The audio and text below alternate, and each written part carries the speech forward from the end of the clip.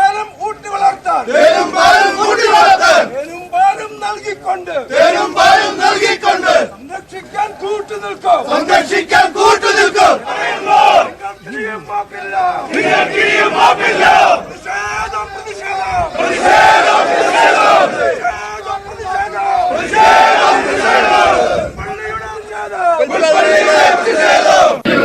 കൂട്ടക്കുരുതി നടത്തുമ്പോൾ കണ്ടിൽ നിന്ന് നടിക്കുന്നവരെ നിങ്ങൾക്കിനിയും മാപ്പില്ല. നിഷേധം നാട്ടിലിറങ്ങി വന്യമൃഗങ്ങൾ കൂട്ടക്കുരുതി നടത്തുമ്പോൾ. ഇതിനിടെയാണ് ആക്രമണത്തിൽ കൊല്ലപ്പെട്ട പോളിന്റെ മൃതദേഹം വയനാട് പുൽപ്പള്ളിയിൽ എത്തിച്ചത്. അവിടെ മുതൽ തന്നെ പ്രതിഷേധങ്ങൾ കാര്യമായി തന്നെ ആരംഭിക്കുകയായിരുന്നു. കൂടുതൽ നഷ്ടപരിഹാരം വേണമെന്ന ആവശ്യം ഉന്നയിക്കുന്നുണ്ട്. ഒപ്പം വന്യമൃഗശല്യം പൂർണ്ണമായും അവസാനിപ്പിക്കണമെന്ന ആവശ്യവും നാട്ടുകാരുടെ ഭാഗത്തു നിന്നുണ്ട്.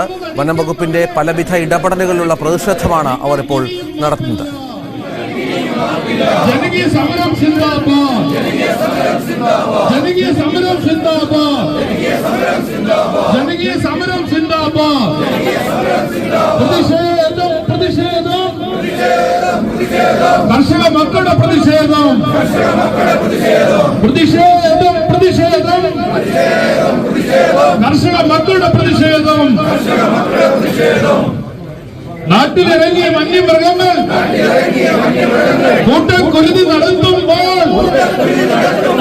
കണ്ടിൽ നിന്ന് നടിക്കുന്നവരെ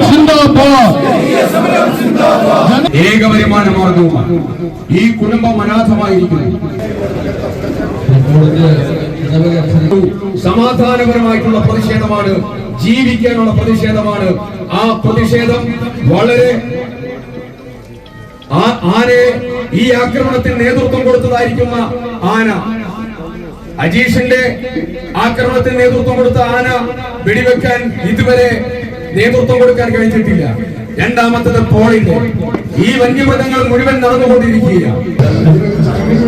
ഇവിടെ വയനാട് കിളിച്ചിറയിൽ കടുവ ആക്രമണത്തിൽ ചത്ത പശുവുണ്ട്. വീടിന് സമീപം കെട്ടിയ പശുവിനാണ് കൊന്നത്. ഈ പശുവിനെയും വലിച്ചുകൊണ്ടാണ് നാട്ടുകാർ ഇതിന്റെ ജഡവുമായാണ് പുൽപ്പള്ളിയിലേക്ക് എത്തിയത്. തുടർന്ന് ഫോറസ്റ്റ് ജീപ്പിന്റെ മുകളിൽ ഈ പശുവിന്റെ ജഡം നാട്ടുകാർ എടുത്തു വെച്ചു. നമുക്ക് ദൃശ്യങ്ങളിലൊക്കെ ഈ അതിന്റെ മോൾ ഭാഗമൊക്കെ വലിച്ചു കീറുന്നത് കാണാം. പോലീസിന്റെയൊക്കെ സാന്നിധ്യമുണ്ട്. പക്ഷെ അപ്പോഴും പ്രതിഷേധത്തിന് അവരൊട്ടും കുറവുണ്ടായില്ല എന്നുള്ളതാണ് ഏറ്റവും പ്രധാനപ്പെട്ട വിവരം. ദൃശ്യങ്ങളിൽ കാണുന്ന പോലെ വലിയ പ്രതിഷേധം. ഈ പശുവിന്റെ ജഡമടക്കം അവിടെ എത്തിച്ച് ഈ വനം വകുപ്പിന്റെ ജീപ്പിന് മുകളിൽ എത്തിച്ചാണ് നാട്ടുകാർ വല്ലാതെ പ്രതിഷേധിച്ചത് എന്നും ഇതിനോട് ചേർത്ത് വായിക്കണം. അങ്ങനെ വലിയ തോതിൽ പുൽപ്പള്ളിയിൽ ജനം ഇളകിയിരിക്കുകയാണ്. ജനം തങ്ങളുടെ നിലപാട് വ്യക്തമാക്കുന്നു. വനം വകുപ്പിനോടുള്ള അതിയായ രോക്ഷം അവർ ഈ ഘട്ടത്തിൽ പങ്കുവെക്കുകയും ചെയ്തു. ദൃശ്യങ്ങളിലേക്ക് ഒരിക്കൽ കൂടി.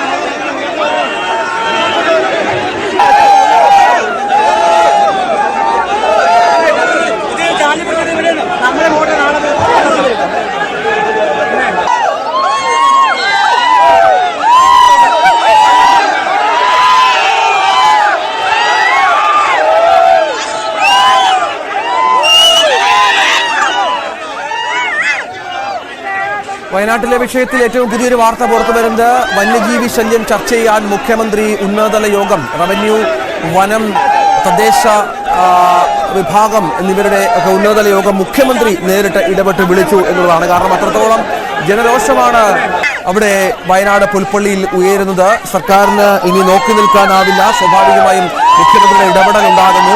ഉന്നതതല യോഗം വിളിച്ച് ഈ വിഷയം ചർച്ച ചെയ്യുമെന്നുള്ള വിവരങ്ങളാണ് ഈ ഘട്ടത്തിൽ പുറത്തു വരുന്നത്. ഇപ്പോഴും പ്രതിഷേധം അവിടെ തുടരുകയാണ്. റീത്ത് വെച്ചാണ് നാട്ടുകാർ പ്രതിഷേധിക്കുന്നത്. വനംവകുപ്പിന്റെ ജീപ്പിന് മുകളിൽ, ഒപ്പം പശുവിന്റെ ജഡവും നാട്ടുകാർ ഈ ജീപ്പിന് മുകളിൽ വെച്ചു എന്നുള്ളതും വളരെ പ്രധാനപ്പെട്ട കാര്യമാണ്. ഇന്നലെ പുൽപ്പള്ളിയിൽ കടുവയുടെ ആക്രമണത്തിൽ ചത്ത പശുവിന്റെ ജഡമാണ് നാട്ടുകാർ ഈ മുകളിൽ വെച്ചത്. ജനം ആകെ ഇളകിയിരിക്കുകയാണ്. വനം വകുപ്പിനെതിരെ വലിയ പ്രതിഷേധമാണ്. ദൃശ്യങ്ങളാണ് കാണുന്നത്.